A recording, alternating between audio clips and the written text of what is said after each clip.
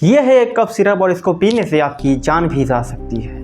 20 से ज़्यादा बच्चे मारे गए हैं इस कप सिरप को कंज्यूम करने से। मध्य प्रदेश और राजस्थान में ये ट्रेजेडी हुई है।